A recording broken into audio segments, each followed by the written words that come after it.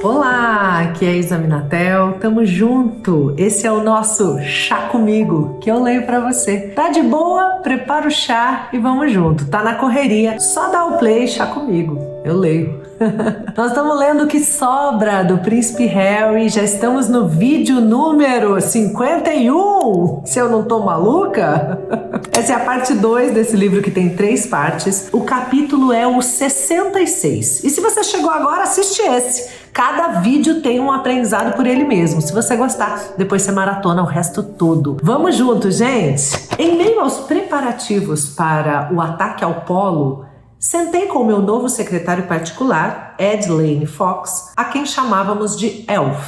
Novembro de 2013. Outrora capitão da Cavalaria Real, Elf era elegante, inteligente, polido. Volta e meia diziam que ele era parecido com o Willy, mas a similaridade tinha mais a ver com o cabelo do que com a personalidade. Ele me lembrava menos o meu irmão e mais um cão de corrida. Como um galgo, ele jamais parava. Seria capaz de ir até o fim do mundo atrás de um coelho. Em outras palavras, era totalmente dedicado à causa, fosse ela qual fosse em determinado momento. Seu maior dom, contudo, talvez fosse o de enxergar o cerne das questões, avaliar e simplificar as situações e os problemas, o que o tornava o homem perfeito para me ajudar a pôr em prática a ideia ambiciosa dos Warrior Games internacionais. Agora que já tinha parte do dinheiro na mão, Elf aconselhou: o próximo passo era achar alguém com talento extraordinário para organização e relações sociais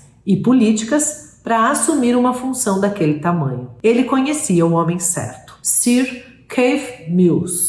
Gente, às vezes eu sinto falta disso na minha vida, de pessoas que conheçam pessoas certas, pessoas chaves para assumir as coisas.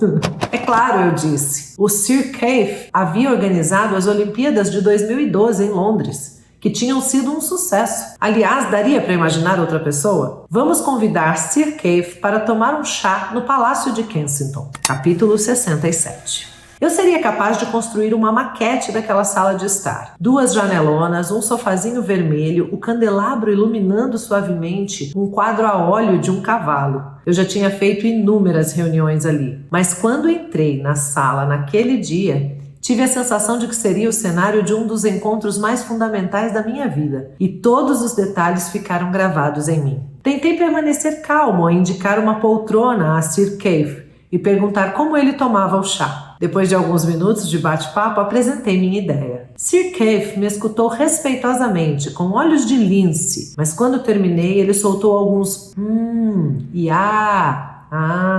Tudo lhe parecia incrível, ele declarou, mas estava praticamente aposentado. Tentando diminuir o número de projetos, entende? Queria otimizar a vida, concentrar-se em suas paixões, sobretudo no iatismo. Copa América e assim por diante. A bem da verdade, suas férias estavam marcadas para começar no dia seguinte. Como convencer um homem que está a horas de tirar férias a arregaçar as mangas e assumir um projeto irrealizável? Não tem jeito, eu pensei. Mas a questão toda dos jogos era jamais desistir. Então insisti. Pedi a ele uma vez, 2 vezes e contei dos soldados que tinha conhecido, as histórias deles e também um pouco da minha. Foi um dos primeiros relatos aprofundados que fiz sobre minha época na guerra. Aos poucos vi que minha veemência, meu entusiasmo iam solapando as defesas de Sir Keith. Testa enrugada, ele disse: bom, quem já embarcou nesse projeto? Olhei para Elf me olhou.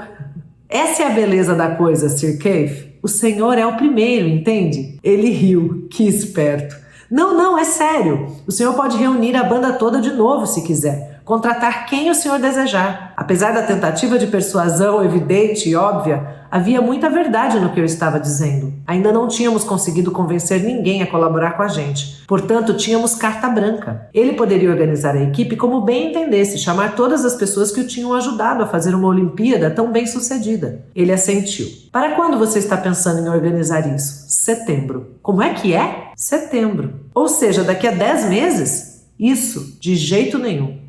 Tem que ser. Eu queria que os jogos coincidissem com as celebrações do centenário da Primeira Guerra Mundial. Sentia que esse vínculo era vital. Ele suspirou, prometeu pensar. Eu sabia o que isso significava. Capítulo 68. Algumas semanas mais tarde, peguei um voo rumo à Antártida. Pousei numa estação de pesquisa chamada Novolazarevskaya, um vilarejo minúsculo formado por barracas e casas portáteis. Os poucos resistentes que moravam lá eram anfitriões fabulosos. Eles me abrigaram, me alimentaram, as sopas eram inacreditáveis. Eu me empanturrava. Talvez porque fizesse 35 graus abaixo de zero? Quer mais canja escaldante, Harry? Quero sim, por favor. A equipe e eu passamos 1 ou 2 semanas nos enchendo de carboidratos, nos preparando. E é claro, enchendo a cara de vodka. Por fim, numa manhã, com os olhos ainda embaçados, partimos. Embarcamos em um avião, voamos até o banco de gelo, paramos para reabastecer. O avião aterrissou em um campo de brancura maciça, plana, como se eu estivesse em um sonho. Para onde quer que se olhasse, não havia nada além de um punhado de barris gigantes de combustível. Taxiamos perto deles e eu desci, enquanto os pilotos enchiam o tanque. O silêncio era divino. Não havia nenhum passarinho, nenhum carro, nenhuma árvore. Mas isso era apenas parte do vazio maior, absoluto. Não havia cheiros, vento, curvas fechadas ou peculiaridades que me distraíssem daquela vista infinita de beleza descomunal. Eu me afastei para ficar um tempo sozinho. Nunca tinha estado num lugar tão pacato quanto aquele. Louco de alegria, plantei uma bananeira. Meses e mais meses de ansiedade se dissiparam por alguns minutos. Voltamos para o avião. Voamos até o ponto inicial da caminhada. Quando enfim começamos a andar, lembrei. Meu dedo está quebrado. E faz pouco tempo, aliás. Foi num fim de semana com meus amigos em Norfolk. Bebemos e fumamos e farreamos até o amanhecer. E então, quando estávamos tentando rearrumar um dos ambientes que tínhamos reorganizado, deixei uma poltrona pesada com rodinhas de metal cair no meu pé. Uma lesão boba, mas debilitante. Eu mal conseguia andar. Não tinha importância, eu estava decidido a não decepcionar a equipe. Sabe-se lá como, consegui acompanhar o ritmo dos meus companheiros de caminhada. 9 horas por dia, arrastando um trenó que pesava uns 90 quilos. Era difícil para todo mundo ganhar tração na neve, mas para mim, o grande desafio eram os trechos escorregadios, ondulados, esculpidos pelo vento. Sastrugi, esse era o nome desses trechos em norueguês. Caminhar pelo sastrugi, de dedo quebrado, talvez pudesse ser um dos esportes do Warrior Games, pensei. Mas sempre que eu ficava tentado a reclamar do meu dedo, da minha fadiga, de qualquer coisa, bastava olhar para os meus companheiros. Estava logo atrás de um soldado escocês chamado Duncan, que não tinha pernas. Quem vinha atrás de mim era um soldado americano chamado Ivan, que era cego. Portanto, nenhum lamento viria da minha boca, jurei a mim mesmo. Além disso, um guia polar experiente tinha me aconselhado, antes de eu partir da Grã-Bretanha, a usar essa expedição para limpar o HD. Foi isso que ele disse. Usar o ato repetitivo, ele disse. Usar o frio cortante, usar o vazio, a brancura singular daquela paisagem para estreitar o foco até a mente entrar em transe. Vai se transformar em uma meditação. Segui o conselho ao pé da letra. Eu me intimei a ficar presente. Ser a neve, ser o frio, ser cada passo. E deu certo. Entrei num transe encantador. E mesmo quando meus pensamentos eram sombrios, conseguia encará-los e vê-los ir embora. Às vezes acontecia de eu ver meus pensamentos puxarem outros pensamentos e, de repente, toda a linha de pensamentos fazia sentido. Por exemplo, lembrei-me de todas as outras caminhadas desafiadoras da minha vida. O Polo Norte, os treinamentos do exército, seguir o caixão da mamãe até a cova e, embora as lembranças fossem dolorosas, também proporcionavam continuidade, estrutura, uma espécie de espinha dorsal narrativa de que eu nunca havia suspeitado. A vida era uma longa caminhada. Fazia sentido. Foi maravilhoso. Era tudo interdependente e interconectado. Então, vieram as tonturas. Por incrível que pareça, o Polo Sul fica acima do nível do mar, a mais ou menos 3.000 metros de altitude. E, portanto, o mal das montanhas é um risco genuíno. Um dos participantes já tinha sido afastado da expedição. Agora eu entendi o porquê. A sensação começou devagarinho. e eu a ignorei. Então ela me derrubou, a cabeça girando, seguida por uma enxaqueca arrasadora, a pressão aumentando nos 2 lobos do meu cérebro.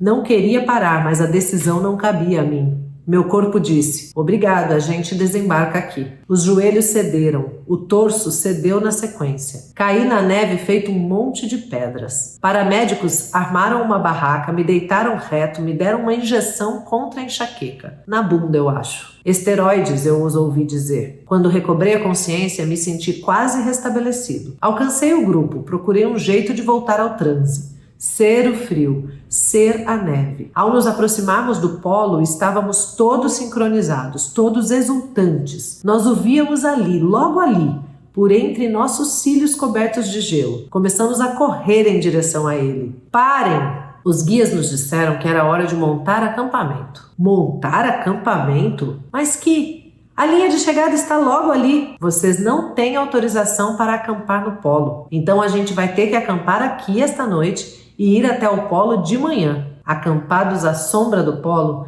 nenhum de nós conseguia dormir. Estávamos empolgados demais. Então fizemos uma festa. Bebemos um pouco, fizemos bagunça, nossas risadas ressoaram no lado de baixo do mundo. Por fim, ao raiar do dia, em 13 de dezembro de 2013, partimos. Tomamos o polo de assalto. No ponto exato ou perto dele, havia um enorme círculo com as bandeiras que representavam os 12 signatários do Tratado da Antártida. Ficamos parados diante das bandeiras, exaustos, aliviados, desorientados. Por que é que tem uma bandeira do Reino Unido em cima do caixão? Ele lembrou, da pergunta que ele fez lá atrás. Então nos abraçamos. Algumas matérias que saíram na imprensa diziam que um dos soldados tinha tirado a perna e que a usamos como caneca para tomar champanhe.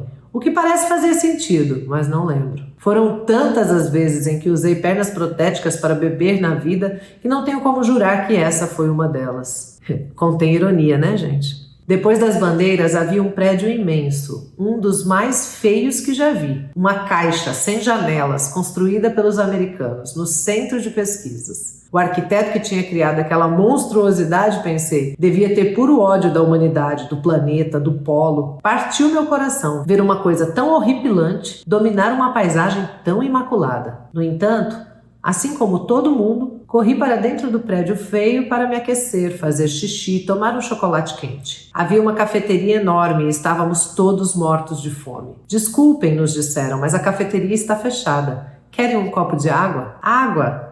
Ah, quero. Cada um recebeu um copo, depois um souvenir, um tubo de ensaio, com uma rolha minúscula. Na lateral havia um rótulo impresso. O ar mais limpo do mundo. Eu fico vendo esse cara buscar fazer coisas que valham a pena, né, gente? E que experiência, tá? Depois que você passa por uma experiência que nem essa, cara, você subiu um paredãozinho de 9 metros em escalada vertical, me deixou achando que eu era a pessoa que dava conta. Se eu conseguir isso, eu consigo qualquer coisa na vida. Imagina chegar no polo, né? Eu acho que isso faz muito bem. E a experiência dele também com a presença, com a caminhada, com ser a atividade que tá fazendo, ser aquilo que tá vivendo, é muito rico. Muito rico. Capítulo 69. Fui direto do Polo Sul para Sandringham, Natal em família. O hotel da vovó estava cheio naquele ano, repleto de parentes, por isso ganhei um quartinho apertado em um corredor estreito dos fundos, cercado pelos escritórios dos funcionários do palácio. Eu nunca tinha ficado ali, praticamente não tinha colocado o pé ali. Nada de anormal, todas as residências da vovó são imensas. Levaria uma vida inteira para ver todos os cantinhos. Eu gostava da ideia de ver e explorar um território desconhecido. Era um explorador polar de longa data, afinal. Mas também me sentia meio menosprezado, meio mal visto, relegado aos cafundós. Tentei me convencer a aproveitar, usar aquele tempo para proteger a serenidade que tinha alcançado no polo. Meu HD estava limpo. Infelizmente, naquela época, minha família estava infectada por um vírus bastante assustador. Tinha muito a ver com a circular da corte, o registro oficial dos compromissos oficiais de cada membro da família real no ano anterior. Um documento sinistro. No fim do ano, quando todos os números eram computados, a imprensa faria comparações. Ah, esse aqui trabalha mais do que aquele lá. Ah, esse aqui é preguiçoso pra caramba. A circular da corte era um documento antigo, mas ultimamente havia se transformado em um pelotão de fuzilamento. Não criou a competitividade que existe na minha família, mas a intensificou, transformou-a numa arma. Embora ninguém fizesse menções diretas à circular da corte, ou falasse esse nome, isso só criava ainda mais tensão nas entrelinhas. E ela aumentava à medida que o último dia do ano se aproximava. Alguns membros da família ficaram obcecados, lutando fervorosamente para ter o número mais alto de compromissos oficiais registrados na circular de cada ano. Acontecesse o que acontecesse. E conseguiam isso basicamente incluindo coisas que não eram, a rigor, compromissos. Registrando interações públicas que eram meras trivialidades. Coisas que o Willy e eu jamais sonharíamos em incluir. E era basicamente por isso que a circular da corte era uma piada. Era autodeclarado, era tudo subjetivo. 9 visitas particulares a veteranos, ajudando-os com a saúde mental, não valia ponto nenhum. Pegar um helicóptero para ir cortar a fita de uma hípica? Vitória. Mas a principal razão porque a circular da corte era uma piada, uma fraude, era que nenhum de nós decidia do nada o quanto trabalhar. Era a vovó ou meu pai que decidiam por meio de quanto apoio, dinheiro, alocavam para o nosso trabalho. O dinheiro determinava tudo. No meu caso e de Willy, o papai era o único a decidir. Era só ele quem controlava nossos fundos. Só podíamos fazer o que fazíamos com os recursos e o orçamento que ele nos dava. Sermos fustigados publicamente pelo quanto o papai nos deixava trabalhar me parecia uma enorme injustiça. Um jogo de cartas marcadas. Talvez o estresse em torno dessas coisas todas tivesse surgido do estresse geral da própria monarquia. A família sentia as vibrações de uma mudança global. Ouvia os berros dos críticos que diziam que a monarquia era obsoleta, que custava caro. A família aguentava e até aproveitava a bobajada da circular da corte pela mesma razão que aceitava os estragos e depredações da imprensa. Medo. Medo do público, medo do futuro, medo do dia em que a nação dissesse: ok, vamos acabar com isso. Então, na véspera do Natal de 2013, eu estava bastante satisfeito com o corredor dos fundos. Meu quartinho, olhando as fotos do Polo Sul no meu iPad, olhando para o meu tubinho de ensaio, o ar mais limpo do mundo. Arranquei a rolha, tomei de um gole só. Essa parte aqui eu achei de uma coragem, né? Ele coloca aqui que a família real tem medo. O dia que a sociedade acordar e falar: nós não vamos mais sustentar isso aqui, porque isso aqui já tá obsoleto, ultrapassado e não faz mais sentido, já era. Então todo mundo fica sambando em cima do medo. Que coragem, ó! Que coragem! Eu tirei o chapéu pra esse garoto. E achei também o contraste, né, de sair lá do zen, da meditação, de tudo branco, de HD limpo, de tudo. Uau, né? Meus olhos veem diferente agora. E voltar para a loucura da família, para as mesmas dinâmicas viciadas, para as competições internas, para julgamentos. Por isso que de vez em quando a gente precisa ir pro Polo Sul. Então, ao invés de mandar alguém tomar no... vá pro seu Polo Sul. Faça uma cavalgada, vai fazer uma meditação, para e toma um chá, entendeu? E leva esse mantra pra sua vida. Quando sentir a vontade de mandar alguém tomar no... encontre o seu Polo Sul, aquele lugar que você vai para espairecer, aquela atividade que você vai fazer para dar um tempo para você, aquele chazinho que você vai tomar para encontrar o seu centro de novo, a sua presença, a sua consciência. Viu? Tamo junto? Toca aí! É isso, gente. Coloca aí seus comentários, lembra de curtir, lembra de se inscrever no canal se por acaso você ainda não fez isso e compartilha, compartilha essa playlist, compartilha esse episódio, compartilha com quem você acha que vai se beneficiar e vai gostar de acompanhar essa leitura com a gente, tá bom? Porque aqui é assim, chá comigo, que eu leio pra você. Tchau!